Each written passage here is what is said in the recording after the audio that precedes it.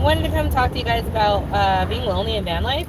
I just see so many talks about it, and I've only been doing this like a little bit. It took me 4 months to complete. This is my first trip. I'm on day 5 or 6. I left one 6 of this trip. It's been pretty cool. Just been finding places to stay. A friend invited me out to the high country, like the Carolinas. I did a 4-hour drive from Charleston up to around Marion, Nashville, and it's a super cool because I don't know if you guys knew it was really hot in Charleston, and this is my first time out. So next time I'm gonna get a max air vent and see how that works, and a bigger humidifier, and see what goes on with that. But yeah, so when they were like, you don't need air conditioning in the mountains, I was like, we are there. So it took me about 4.5 hours, but I did it last night. But I keep seeing in the thing, van life, I don't have enough, like, I feel lonely. And van lifing is amazing if you are, I call them intentional communities for making friends or just being social. Sometimes you don't make friends, you make connections. So I have more connections than I have friends, right? And that's enough. With those connections, you get invited out. And so when I made open mic, well, anytime you visit a city, you look up open mic. I karaoke. So when I visited Charleston, I went to a different karaoke spot. And then it got to the point where I'm invited to other karaoke spots. They're like, come to this spot. And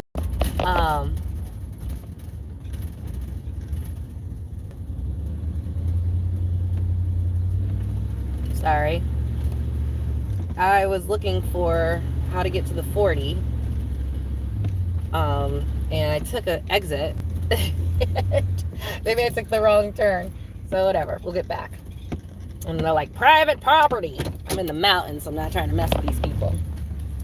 Speaking of the mountains, the guy gave me some directions. He was so nice. He complimented me 3 times, and I just thought these people were really friendly. Then he asked me for money. But he did such a good job of buttering me up. I had to give him $1. I mean, like, he complimented me. My smile, what I was wearing.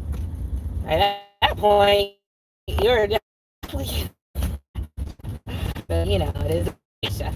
So, yeah, intentional communities. And so this is what it looks like. And then I met a guy on Tinder, actually, who was in his van, living in his car. And we did disc golf, because he does disc golf. So he goes to the different disc golfs. And so this is what happens when you find an intentional community. You travel to that location, you discover the disc golf for that particular city, but then people start telling you about tournaments and parties and da-da-da-da-da. So for me, I go to karaoke, I started getting invited to other karaoke's, I get phone numbers, I get like, call me when you're here. Like, you get purely involved. Or I was talking to this guy about it, and he says, I do open mics.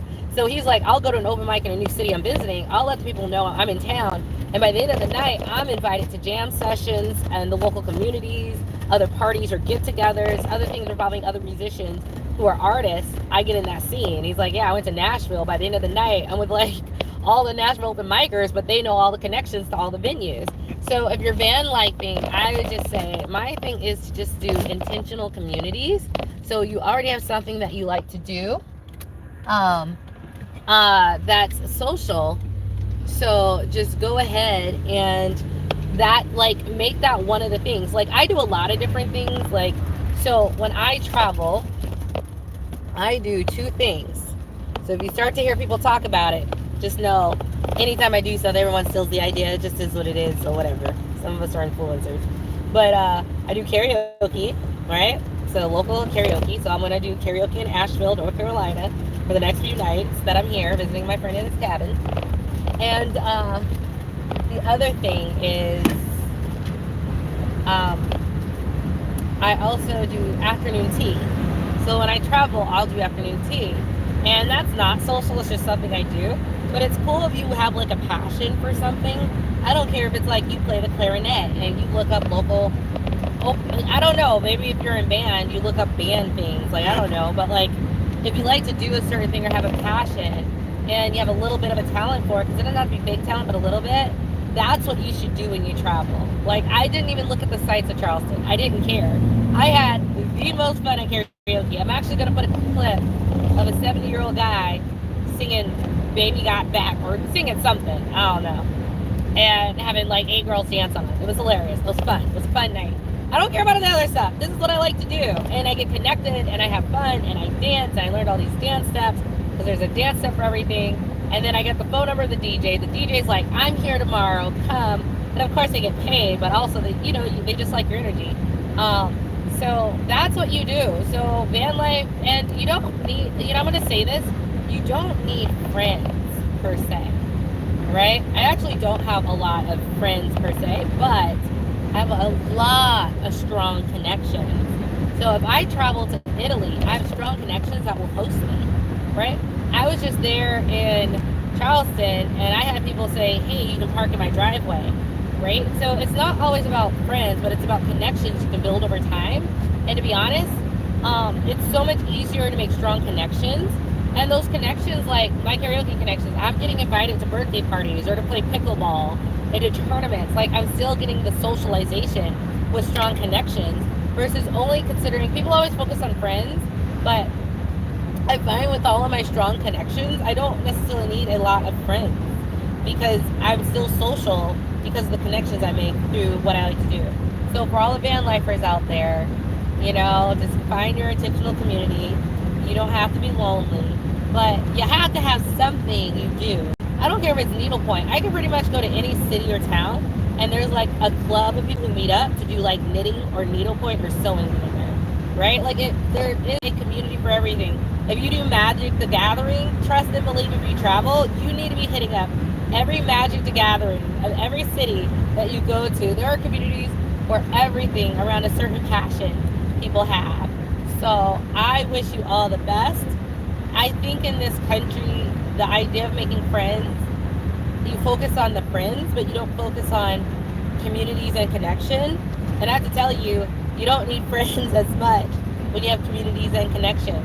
And this is the type of, and the funny thing is you have friends, but then in these communities where they're not quote unquote friends, but you still get invited to their parties or they'll tell you about new spots. You can call them and tell them you need help. Like, you don't have to call them, but you just like, hey, do you know someone who can help me with X? And sometimes with these strong connections, but not friendships, you actually get more help, support, guidance, resources with this wide diversity than your friends. Isn't that funny? So I am the biggest proponent of intentional communities and making connections, not necessarily friends, because when you travel back in town, you have someone to call up. You know what I mean? And because you're bonding over a shared passion, it's a stronger, deeper connection, right? I can go to a bar, but what's a bar? But when I go to karaoke and I meet the other regulars and I'm a regular and I'm decent at it, I'm decent to great. I don't know, depends on the song. My throat's sore right now. So that's, decent to great. But just depends on the song. But because it's your talent and passion, it's just easier to bond with the others who also have a talent for it. So yeah, say no to friends, yes to connections, yes to communities when traveling. So before all this, I used to do couch surfing, and that was my community. So if I visited any city anywhere in the world, it could be Morocco, London, Amsterdam, Germany, I would look at, well, what's the local couch surfing scene doing? Because they would get together, because there were travelers who just love to travel, and I would do that. And it was the funnest things. There'd be house parties and this, and you get tapped in, you get to meet locals, people would invite you to stay with them. So it was super lovely. So yeah, don't worry, you got this unlocked. I'm gonna be in Asheville, 32 miles away, having fun tonight with the carry. Well, tonight's July 4th, so I don't think anything's going on tonight. But definitely, I know Wednesday they have an event. And the best way to find these communities, I don't like Facebook, but they are helpful, is like Facebook groups.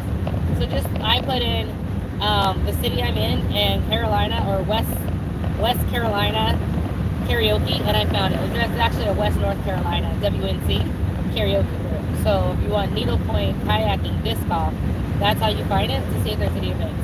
So have fun. Let's shift our mind about what we think we need to what actually benefits our souls the most. Thank you. Bye.